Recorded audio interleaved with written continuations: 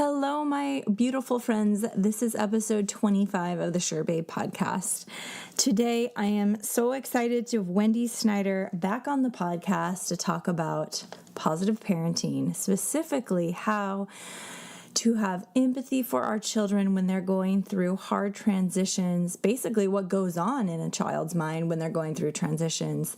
We talk all about childhood dethronement and sibling rivalry, and just get down to the nitty-gritty of what it's like to be in a hard, challenging parenting season. She gives you lots of tools and techniques to use if you're in the same season as I am. And she's also offering 20% off her Foundations course using the link in the description of this podcast. So you definitely want to check that out. Plus, you will get a month free of her Bonfire Community subscription. You guys, that is so invaluable. So with that, I also wanted to share that this is Thanksgiving week. We have so much to be thankful for. I know there's so much going on in the world that is not good, but I wrote a post today on my blog about all the things that I think anyone could be thankful for. So hopefully you guys can check that out. Plus, who doesn't love a good deal? We are giving away our Find Your Voice Ecourse, a mindful approach to making your passions profitable, for the launch price again. That's $100 off, you guys. So definitely take advantage of that. Starting Thursday, if you use the code CYBERWEEK, you will get $100 off the Find Your Voice eCourse. You can also use the code CYBERSALEMONTHLY to purchase the subscription plan that we have for you guys at a discounted price as well. So all of this goodness will be in the description of this podcast. And with that, I want to get into this awesome parenting episode.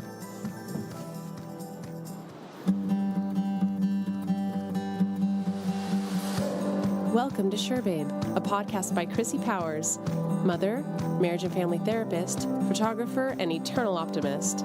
Sure Babe is all about relationships, motherhood, career, and finding the life you want to live. Get ready, things are about to get real. Hello, Sure Babe listeners. I am so excited today to have Wendy Snyder back on the podcast. I have heard your cries for more.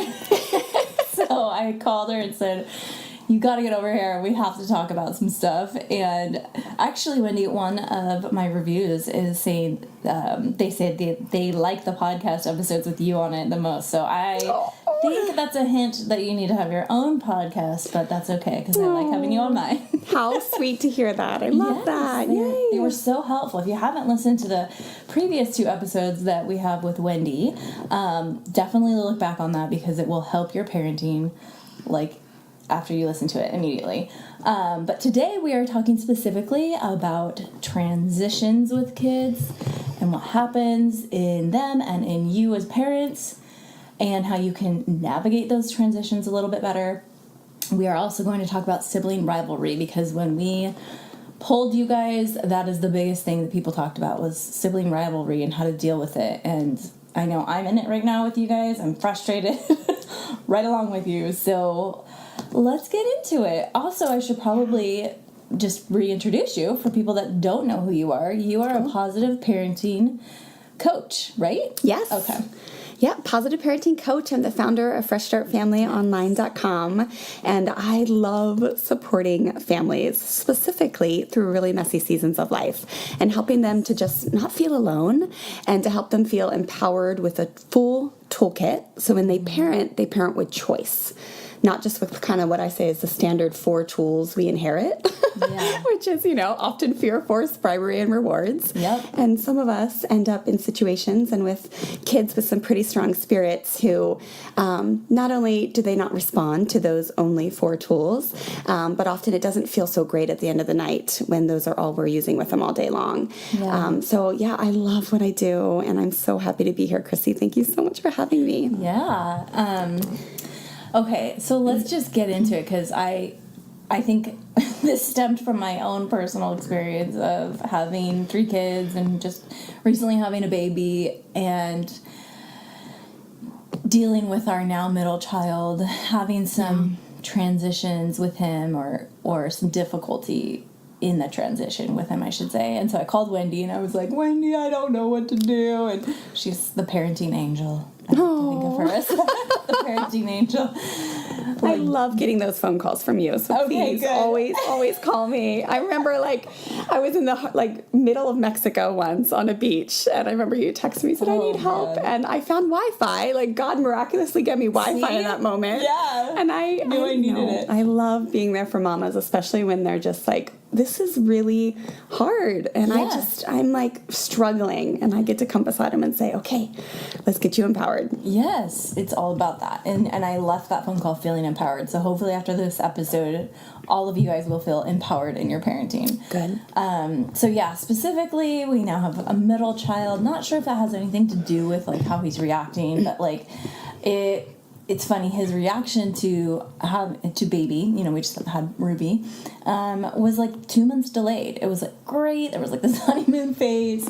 And then all of a sudden, the behavior started happening, started acting out a little bit more aggressively, not being exactly mean, but just being overly energetic and not listening, and then having some sleep regression and things like that. And just it just feels like he slid back a little bit and just had this explosion in his personality in bad behavior. And we were just what happened to our little boy? And I love that you told me he's the same boy. He's the same really great kid. He's just dealing with this, and this. And then I was okay, thank you for telling me that. So let's go into what happens when you have a baby, and you called it sibling dethronement. I had never heard of that. Yes, sibling dethronement is something that happens in all of our families. It's not if it's going to happen with your kids, it's when it'll happen, because it just does. It's when a new little human comes into our family lives, our older ones are just forced to kind of reanalyze what their role in the family is. And a lot of times misbehavior can come up because they're searching for ways to belong. So, we talk a lot about in the work of positive parenting and positive parenting curriculum, there's often needs that aren't being met, and it's not our fault, it's not anyone's fault, it just happens when life kind of gets chaotic. And so those basic needs to belong, to feel valuable, to feel powerful, to feel unconditionally loved, to feel special, but to feel powerful, to feel valuable, and to feel like they belong is what I find is kind of the biggest needs that kids start to search for in different ways when there's a new human in the family.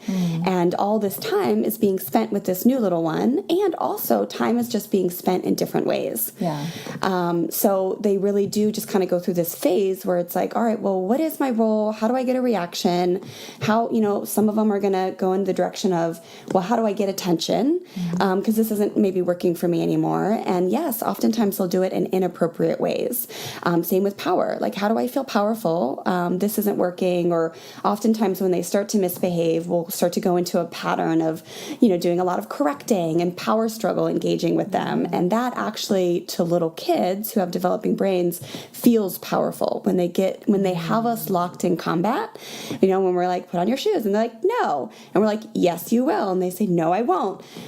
That's powerful to them, even though it's the wrong type of power. And so that feels good to them, right? It does, because and it's weird, but it's the same for adults actually too. Yeah. It's almost a pseudo sense of power when you are in an argument with somebody, because really nobody's gaining any momentum. You're just locked. No one's getting their way, so to speak. You're just locked, but you feel powerful because you're expressing yourself and you're standing up for yourself. But we want to, for ourselves and for our kids, find ways to feel powerful in ways that don't involve overpowering others or getting locked in combat. Okay. So there's so much we can do in that, in all seasons of life with kids, but especially when you're in those rough transitions where behavior starts to go downhill and you start to see misbehavior arising, it's important just to, kind of expect it, unfortunately. Okay. I don't like to be a negative Nelly, but I find that most of my clients who have multiple children just go through a really rocky phase. You will meet some people in life who are you know what, it was great the first year or two when I had 3 kids or 2 kids. But most of us are like, whoa, that was the hardest years of our life. Yeah. So it can be just a really rocky time. So I think if we expect that our kids are going to go into some type of misbehavior, and we have a mission to support them and help them get through it, not to change them or prevent them from becoming spoiled rotten brats. Because I remember back to my own journey, you know, I went through this same thing. I mean, it was dark for me, and when I had a second, I can't imagine if I had 3. I just am like so in awe of you mamas with 3 and 4. But when I had my second, you know, my oldest, Stella, really started to have some really intense behavior stuff. And I had just left my career to stay at home with them full time. And I was just depressed and anxious all the time. And I kept trying to do things to change her or control her or fix her, because I kept thinking she was being bad, she was being wrong, she was being naughty, she wasn't listening, she was disobedient, she was wild, she was rambunctious.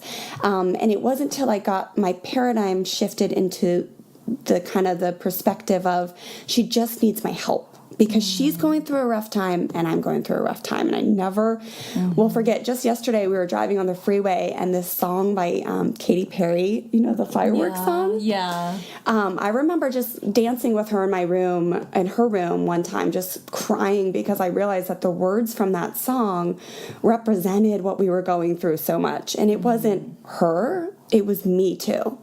I was struggling. I was like, whoa, what is happening? Like, this is not the dreamy life on the beach that I had thought it was going to be. And breastfeeding is tough, and the baby has colic, and I'm not sure how to handle you, little one, when you are just freaking out all the time, and I am struggling. So in that moment, I realized, like, we're so together in this, and we're going to get through it. And there's nothing wrong with either of us. We just are going through a rough time. And that's what's so beautiful, that the work came in of positive parenting and really supported me to give me the tools to get through it. But back to your sibling dethronement question, we find that a lot of times when we can help our kids just understand that, you know, when they're having this misbehavior, that they have options just like we have options on how to take care of themselves when they're feeling that way, when they're feeling a lack of attention, when they're feeling lack of power, all those things, that they're at choice and we're at choice. And so that's what we kind of do is really help parents build up their toolkit, not only for themselves on how to work with their kids when they start to have misbehavior, but how to give their kids a toolkit so they're at choice too. Okay. Do you think that a 3-year-old will understand that? Yeah, so one of my favorite things to do with kids of that age is, I don't know about your kids, but my kids love fire. And so we do this thing called a candle ceremony with kids, where this is kind of like a visual way to show them, like, hey, we're all in this together. So what we do is you can set out 4 candles. For you, it would be 5. And you could let your little ones take turns lighting them, but you light 2 candles and you say, hey, this is mom and dad's love. And when we came together, it was like, whoa, we've got lots of fire. Awesome. Our love is powerful and magnificent. And then you let the next one, you would let Waylon take the candle and light his own. And that's the third. So when Waylon came along, we had more love. And then you let Zeke come in and he lights the 4th candle. And you say, when you came along, we had even more love. No love got taken away. We just had more love. And then maybe, you know, one of them, or maybe together, they get to light Ruby's candle. And then you say to them, hey, we only have more love in this family. And you can see there's a lot of fire, there's a lot of love, and we just have to work together to figure out how we manage all of this. Because mom and dad are trying to figure it out too, but we're all in this together, and we only have more love now. So I love starting out the conversation like that, and with so that's kind of an example of how with the little ones, visualization really helps. So, you know, we do a lot of things that like calming kits, where you put toys inside of calming kits or things that will help them calm down. And same with adults, like we should have a kit where we pick it up, where we feel like we're going to freak out on them and kill them. And we actually go and step to the side and practice self-calming and modeling self-control instead of grabbing their wrist. Or, but the visual stuff, or oftentimes with the little ones, we'll make charts with pictures of what they can do when they start to feel that anger rise up. Okay.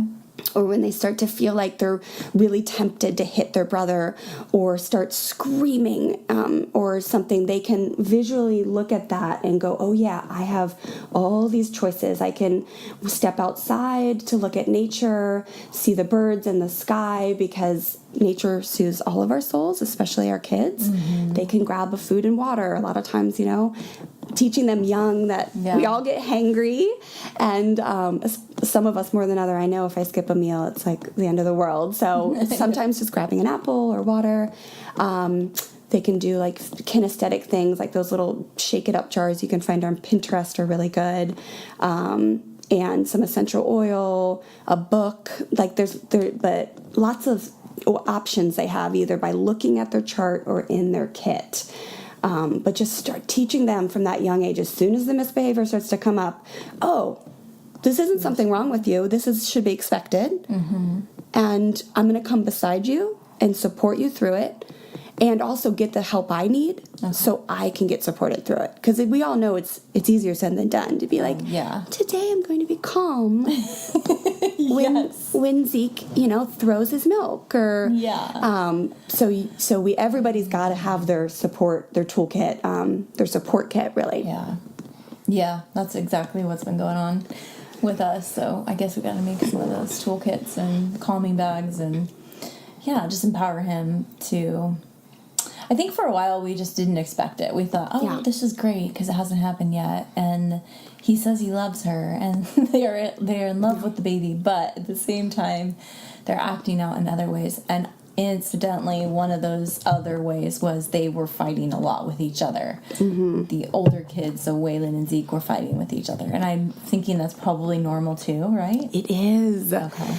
It really is. And so as hard as it is, it's like, I think it's just kind of the beginning. One of the ways that your children get to teach you how to up your detachment game, right? Like, it just because they're having a hard afternoon doesn't mean you have to have a hard afternoon. And I know that's a really strong principle in this work that has helped me tremendously. I still really struggle with it, but with the sibling fighting, I have learned more and more over the years that when I walk away and let them work it out, it feels better on me and it feels better on them. Because often when we get involved, we end up blaming one or the other. So instead we want to move towards just empowering them to work it out. And I know at 3 and 6, right? You still worry about the physical violence, right? I was just going to say, what if they're throwing punches? So the physical violence can get tough, but when you speak with them and you work with them, you always just have an approach and a verbiage of, hey, I see you guys are having issues. What are you going to do to work it out on your own? And if you need to physically separate, then you can. And you can be firm and kind with them, hey, I'm not okay with you guys hurting each other. I know that you're going to have disagreements, and I'm here to support you as you learn to work through them, and I am not okay with you physically touching each other or hurting each other. So until you get to that point, there's a lot of self-calming time. There's a lot of, hey, I'm going to ask you to go take a break. You take a break. I'm going to take a break. And then we'll all come back together and try again. And then finally, when they get to the point where you're not as worried about them hurting themselves, it's just really, it's cool to look back on all that work, because a lot of times it does take a while till they're not hurting each other, and see them having the skills to work it out on their own. Because with sibling rivalry, it's tough when we take the standpoint that our kids shouldn't fight and that we are responsible for making them get along. It's just a hard battle. And so you should also expect it, right? You should expect that they're not going to get along. Yes. And I always say, like, it's so cool, because then you get to help, I'm not going to say train, but you get to equip your kids with peaceful conflict resolution skills from an early age. Well, that's what I was reading in the Redirecting Children's Behavior book that you gave me. It made so much more sense. Like, you said changing the world, like, changes in the home with the family, because you're creating empathy and you're creating peace in your family by teaching them to work out their issues and respect each other. I think that obviously comes a little bit with more age, not 3 and 6, but it starts at that age, right? And then you said, or you didn't say, the author of the book. Who's the author of the book? Catherine Coles is her name. Okay, Catherine Coles, the founder of the program. It's a great book, and I loved this chapter, just talking about how world peace basically starts in the home with the family, and when you think about that, I mean, yes, there's a lot of pressure, but also it's such an honor to be able to look at your job as a parent in that way. Isn't it? Yeah. I love that. I agree. I'm changing the world right now by breaking up this fight over this Lego guy. And you literally are. Mm-hmm. After practicing this work in my own home for a decade and teaching it for now, I think, almost 7 years, I have seen so many families who embrace that, and literally their kids give them a few years and they end up going into their schools and into their friendship communities, and it's no joke. It literally is life-changing stuff, because most kids are not equipped with the ability to walk up to another human and say, hey, I'm not okay with the way you treated me today at recess. Mm-hmm. And I know you're not a bad kid, but I need you to know that I am not okay with you talking to me like that. Yeah. And let's work this out. If there's something I did, then let's talk about it. Because, something like that, but actually, standing up for yourself in a kind way. A lot of kids are really good at standing up for themselves in the smackdown kind of way. Yeah.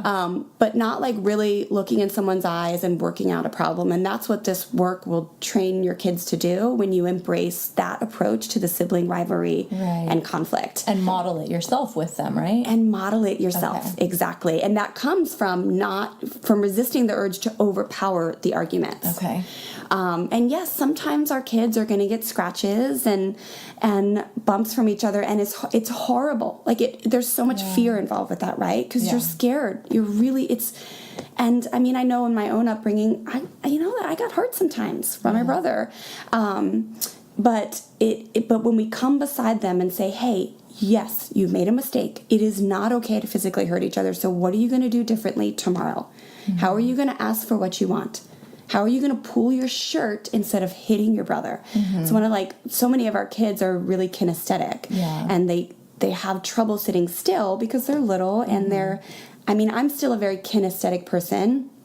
I like to stand over sit, even though I love to sit. I always joke that I live to just sit down and watch the world news every night. Yeah.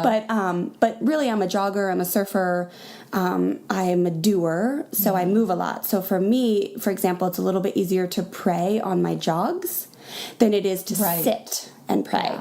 Yeah. So for our kinesthetic kids, we have to give them outlets to express themselves with physical movement. Okay. So if you have kids that are physically hurting one another when they fight, teach them, again, how to make some things in their calming kit, like a shake it up jar or slime or Play-Doh, something that they can punch or hit, or even show them how they're always allowed to go into their bedroom and hit their pillow and say, I feel mad, or pull on their shirt and stomp their foot and say, I feel mad. But I have seen that pull a lot of kids out from actually hitting somebody before. Okay. So yeah, but it's just powerful. I mean, I can see it in my own daughter now, who's almost 11. She turns 11 tomorrow, which is crazy. She's my oldest, so she's been kind of a student of this work now for, I think, 8 years now. And you really do. She's not perfect in the house with her brother. I mean, I did just get handed kids that have a lot of conflict. They are two competitive type A kids. But when she goes out into the world, it's pretty incredible to see her peaceful conflict negotiation skills in her classroom, and with really anything that goes thrown at her that challenges her. So I see her out in the world really just spreading what she's learned in the home in a massive way. But in the home, we see kind of the worst of our kids because we have so much unconditional love, which is a good thing. Yeah. Hello, SureBabe listeners. I just wanted to take a minute to let you know about a very special offer that Wendy is making for you guys. She's offering you, as SureBabe listeners, 20% off the Foundations course and a month free of the Bonfire community. That is such an amazing resource and discount. So please take advantage of that. You can head to the link in the description of this bio, or you could click on bit.ly, bit.ly/Fresh Start Chrissy 20. Just type that into your web browser and it will pop up, and you can take advantage of this awesome deal that will give you so many more tools in your pockets as parents. Plus, I cannot speak highly enough of the bonfire community. It is so good to have support when you are doing the hardest job in the world. So take advantage of that, you guys. Yeah, I was actually saying that to my husband the other day. I was saying, because our middle child is completely different at preschool, very meek and mild-mannered, and it's just so opposite at home. And we were just like blown away just watching it. And I said to him, I think it's because home is safe and he knows that we love him, even though we're getting so frustrated and we are trying to overpower the situation. So this is I actually like just doing the opposite. Don't overpower them, but give them choices and model that what is it called? Self-control. Yes, self-control. That's what I was thinking. Yeah, the self-control that they need to have. We have to model that ourselves. And we're not doing a very good job of it right now, but I think that after just talking with you about all of this stuff, that when it's in your brain and you have a plan, I feel like then you're able to execute those new tools and tactics so much better than just kind of defaulting back to those 4 things that you said before. It was like fear, force, bribery, and rewards. And I feel like that's what we've been doing the past 3 months since summertime, and it hasn't been working. Yeah, and it's like a disconnection that happens with our heart because it doesn't feel right, but we think that's all we can do to change their behavior. So it's like 2 things that I think are so important is, one is just having faith that he's going to be totally okay. You don't have to fix him in order for him to grow up to be a great human and a great brother and a great son. He's going to be fine. So I feel like back in my challenging season, I really thought that like all of the pressure was on me. Like she was being so bad that if I didn't step in and like lay the law, she was going to grow up to be crazy. And that's the fear. That is the underlying fear, is that we're going to raise someone who is just like off the wall bonkers. And I'm like, that would be the worst thing, because we want so badly to have the best for our kids. And so instead, embracing this just full faith mentality that when you work with them, definitely still with firmness. Firmness is good, right? We're not okay with you hitting each other. We are not okay with you being disrespectful to mom and dad. And we're here to support you big time. There's nothing wrong with you, little guy. And every time a situation happens, we're going to scoop in to figure out what's underneath the misbehavior, how we're going to support you, how can we help? How can we be in service? And I think that calms us down. Like, would you say that to a 3-year-old? Like, yes. There's nothing wrong with you. How can we help you? How can I help? Tell me what you need. How are you feeling? Yeah. Yeah, so I can see right now that it looks like you want some attention. Okay, how can you look at, and then in a calm time you want to teach them, well, this is how you ask for attention in an appropriate way. You know, or I can see that you're really wanting to feel powerful right now, and that's okay. Feeling powerful is good. And it's not okay to grab the toy from your brother. So let me show you how to feel powerful. When you are in integrity and strong and kind and you say, may I please have a turn when you're done? I want you to say that in a proud voice. Feel how powerful that feels. Like and then what feels so powerful, little guy, is when you try that, and you know what kids always say when kids ask in that manner, they always say yes. Because when you say, I see a lot of kids that will say to other kids, especially at the age of 3, it's my turn. You need to share with me. Yes. And there's no human that's going to like respond to that, no matter how many times their parents tell them you have to share. Like humans are just like, I don't have to share with you. Like, I'm playing with this right now. But when we teach our children, like, to ask for it in a different way, may I please have a turn with that when you're done? Kids will be like, yeah, You can. Yeah. Sometimes we're going to get like them and stinky personalities or that now, but most of the time practicing this so much. So that's a way to teach our kids, like that feels powerful when you change the way you speak to somebody and they respond in the way you want them to. Yeah. Like, look at that. That's true. And then you step away and resist the urge to overpower the oldest and say, it's 2 minutes. Yeah. It's 2 minutes. The timer went off. And you just let it naturally happen where the oldest one hands the toy to the youngest one. Mm-hmm. Then you feel powerful because you're like, holy smokes, I just negotiated that deal and I didn't have to force anybody. I just allowed them to work with each other in this like beautiful way because that's the way they were designed. But the fear and the force of like, you have to do this, you have to change. If you don't change, I'm going to do this. It just kind of mucks up all the threats. Yes. I mean, we are throwing out so many empty threats.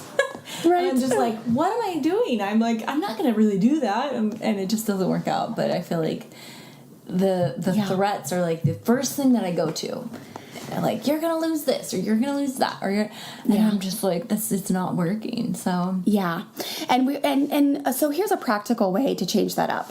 So if you find yourself like needing to like come in with like, you know, threats a lot, you might want to start to look at how, like, where are the patterns at? So patterns in our kids' lives are a great way to say, every night at bedtime there's a meltdown, or every day when we get in the car, or every day when we come home from school, they always fight over the toys. Mm-hmm. It's a great place to go, okay, I can come in and kind of give some great options here, so tomorrow's different. When things are one-offs, it's hard. Like when someone just, like, I don't know, does something, I mean, I have some stories, but where it just comes out of the blue and you're like, whoa, what is that? But normally that's harder. But normally with the patterns, then we can come in and change what we're doing to help them change their behavior. So with the threats, so say, for example, if somebody's always grabbing toys from each other tonight at bedtime in a calm time, or right when you guys wake up in the morning before you watch cartoons, say on Saturday morning, you can say, all right, we need to make an agreement about how we're going to work with each other with the toys today. Because you know how lately you guys have been grabbing from each other and getting mad and hitting one another, and then you know how many times I've freaked out and threatened you? Yeah. Well, I want to change that, and I know you guys want to have a great day where you're not fighting all day.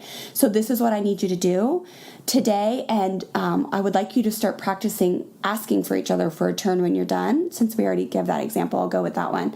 And then you say, do you understand why that would make the other person be more likely to give it to you? And in a calm time, they're going to understand, like, that does feel better to me when their emotions aren't heightened. And then you have them repeat that agreement to you.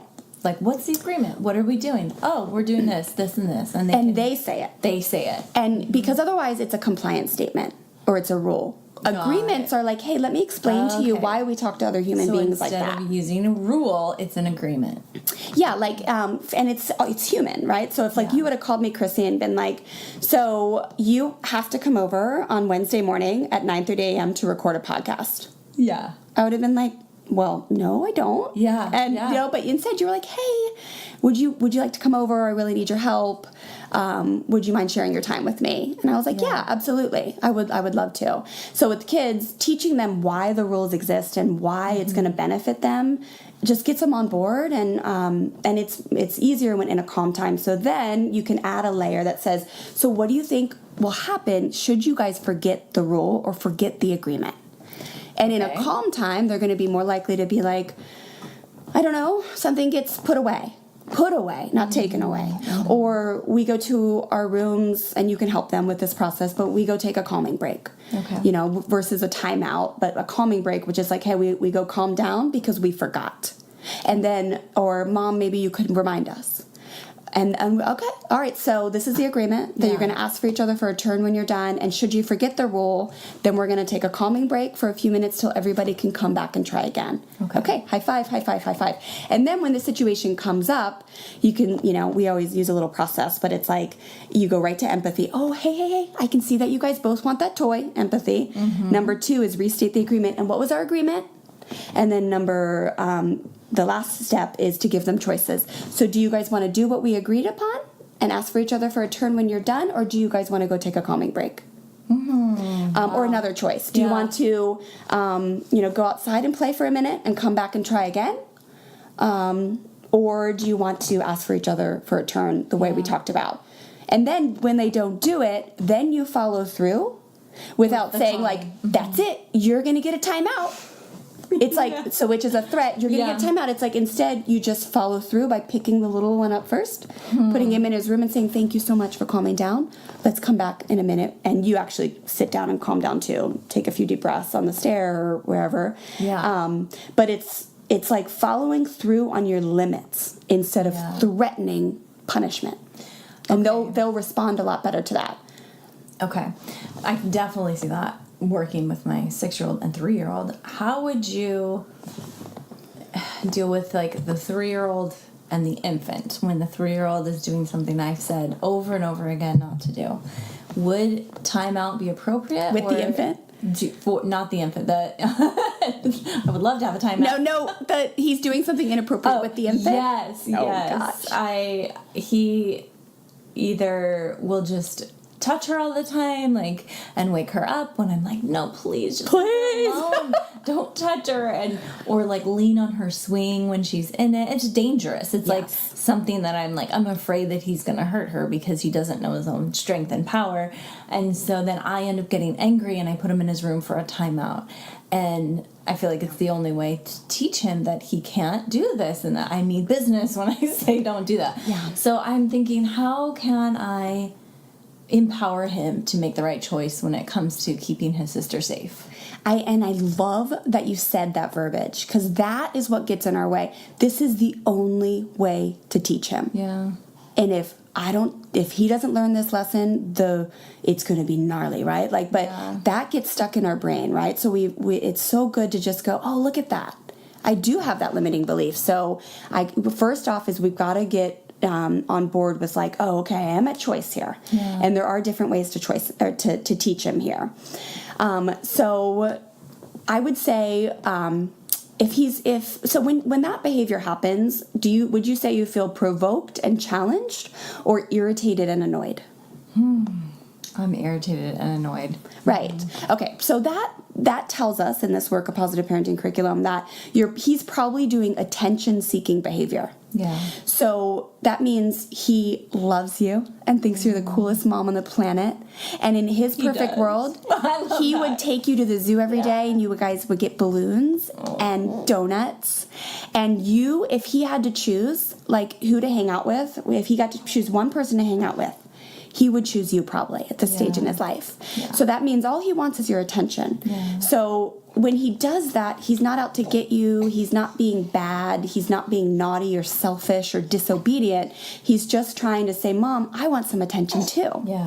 So that's one way to look at it. And so then you can move to teaching him how to ask for attention appropriately. Yeah. And one of the ways is just to practice saying, Mom, may I please have some attention now? Okay. Or I see you, and basically that's helping him figure out why he's doing that.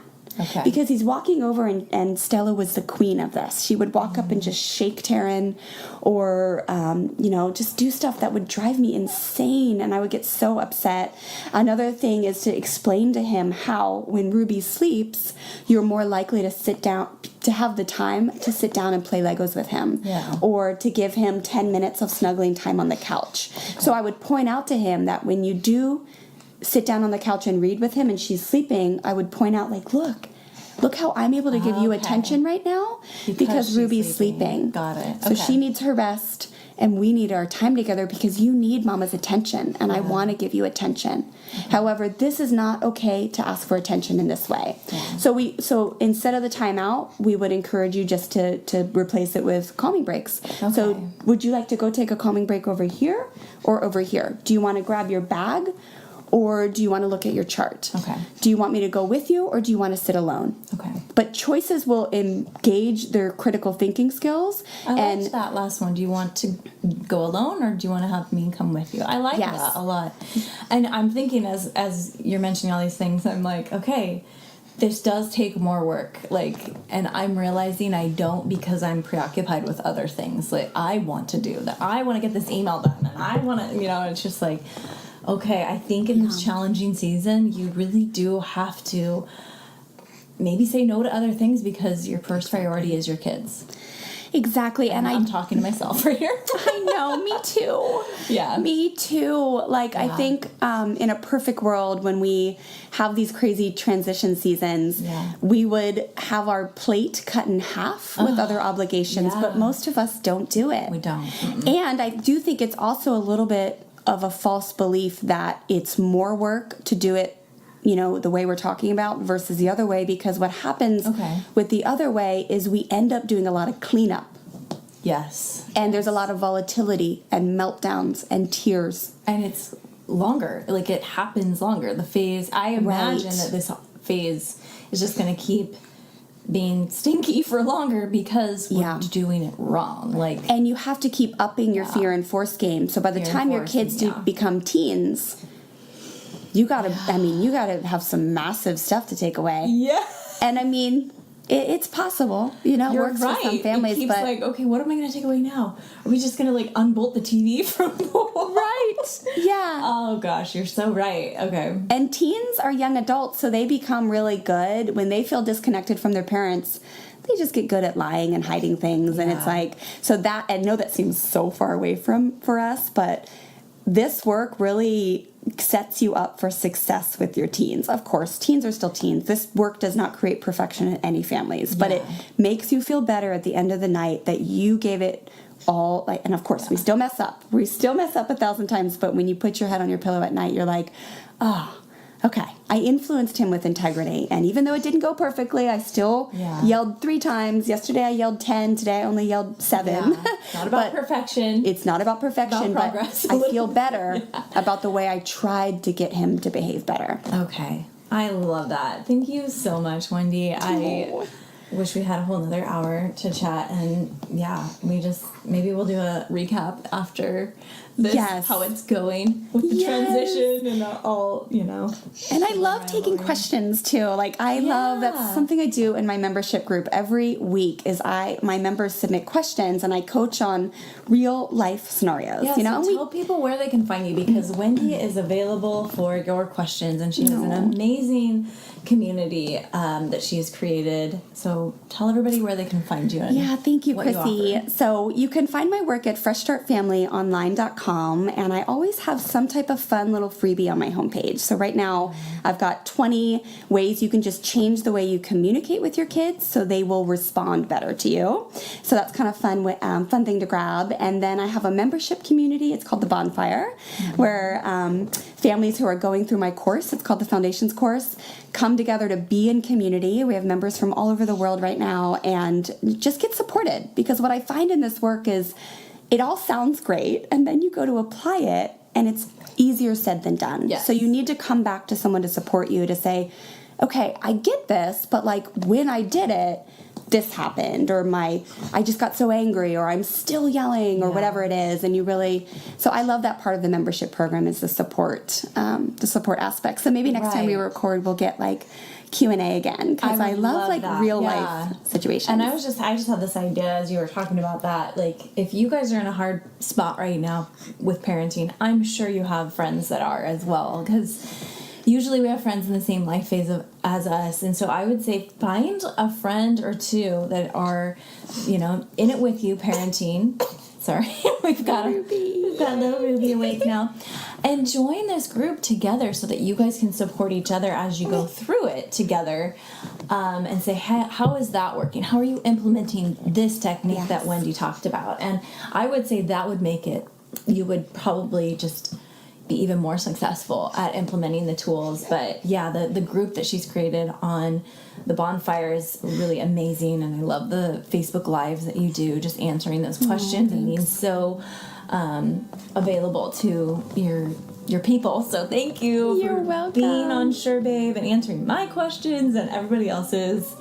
And I'm excited to have you back. Well, thanks, Chrissy. Okay. Bye, guys. Hey guys, thanks so much for listening. I hope that was just as beneficial for you as it was for me. Just wanted to encourage you again to check out the 20% offer that Wendy is giving you guys as Sure Babe listeners. Head to the description of this podcast and click on the link and you will get 20% off the Foundations course and 1 month free of the Bonfire community. And I cannot stress enough how invaluable having that community is. Also, just wanted to say thank you guys so much for being my listeners. I truly love and appreciate all of you. So as Thanksgiving rolls around this time of year, I am very thankful for you guys. Also, my family, which you might hear in the background. So have a wonderful Thanksgiving, you guys.